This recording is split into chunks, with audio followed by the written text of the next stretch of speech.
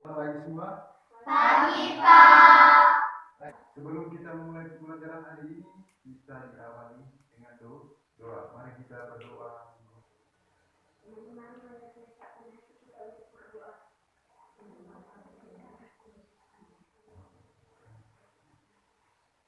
Hari ini kita akan mempelajari tentang perkembangbiakan tumbuhan secara vegetatif.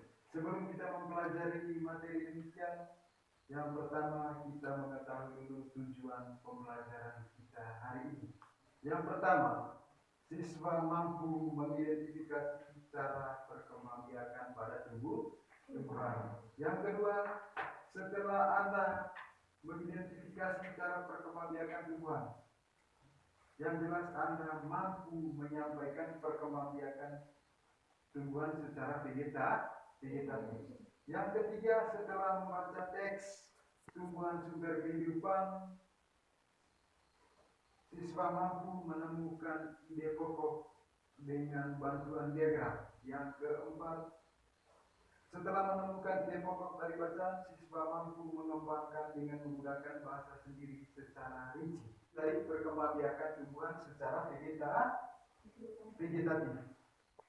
Perkembangbiakan tumbuhan secara vegetatif merupakan perkembangbiakan tanpa melalui proses penyerbukan. Perkembangbiakan vegetatif itu dibedakan menjadi dua macam. Yang pertama itu adalah vegetatif alami, dan yang kedua adalah vegetatif buatan.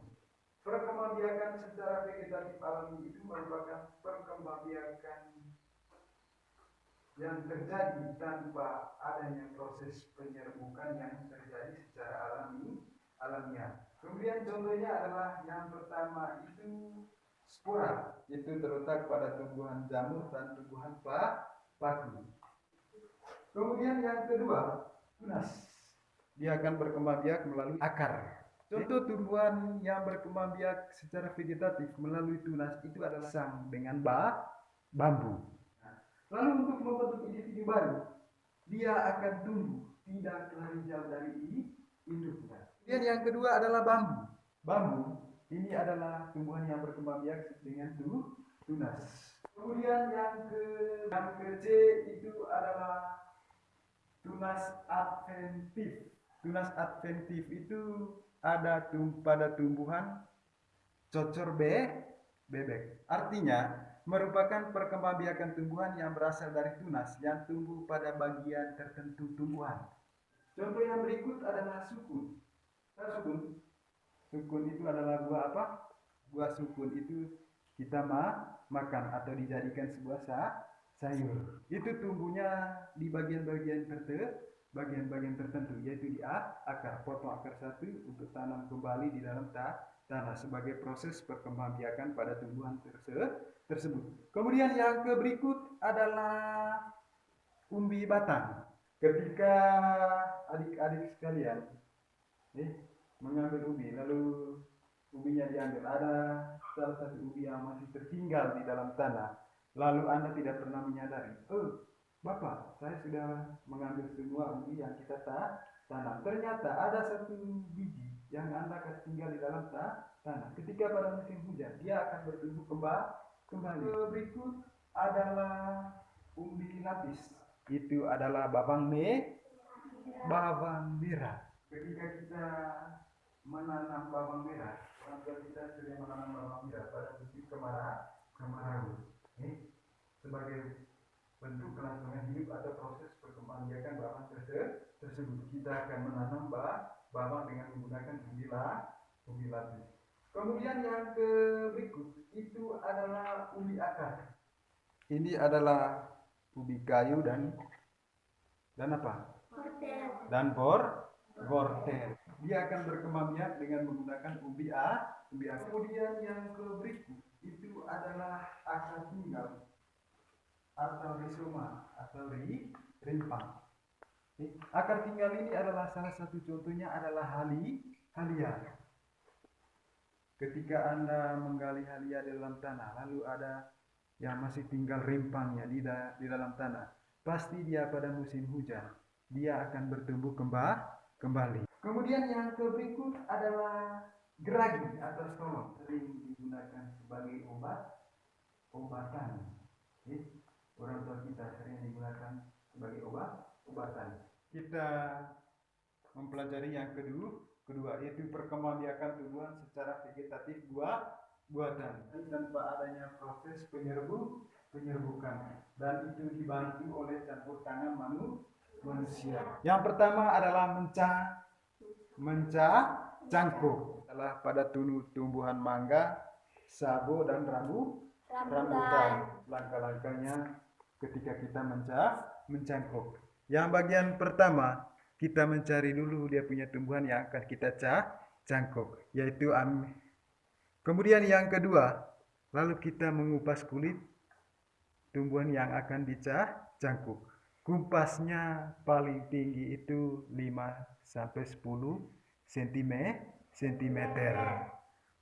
Kemudian yang ketiga, setelah dikupas lalu dibersihkan. Setelah dibersihkan lalu kita menaruh tanah dalam sabuk kelapa. Seterusnya lalu kita mengikatkan sabuk kelapa itu ke dalam batang yang kita sudah kupas. Dalam beberapa hari kemudian lalu kita menyiram sampai batangnya bertumbuh akar. Ketika bertumbuh akar, kita akan memotongnya dan menanam kembali di tanah. Tetapi yang jelas dari sekian ini ada dia punya keuntungan dan kerugian. Keuntungan dari mencangkuk itu tadi adalah bila induknya berbuah, dia juga berbuah.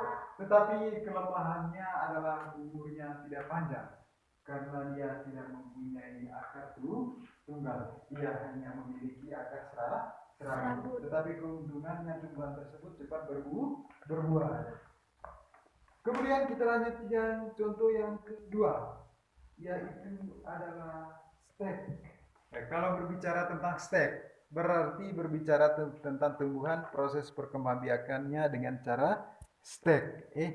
Ya, contoh yang kita lihat dalam kehidupan sehari-hari yaitu adalah tumbuhan singkong, tebu, mawar. Ada yang stek batang, ada yang stek daun. Stek daunnya itu adalah cocor bebek, sensifera, itu adalah stek daun. Sedangkan stek batangnya adalah singkong, tebu, dan mawar. Ketika dia berkembangbiak, dia akan menanam pakai ini adalah cara perkembangbiakan stek. Kemudian yang berikut adalah okulasi. Okulasi itu merupakan proses penenggalan mata tunas dari tumbuhan ke tumbuhan yang lain dalam satu jenis. Yang terakhir itu adalah merunduk. Yang berikut kita akan mempelajari tentang bahasa Indonesia.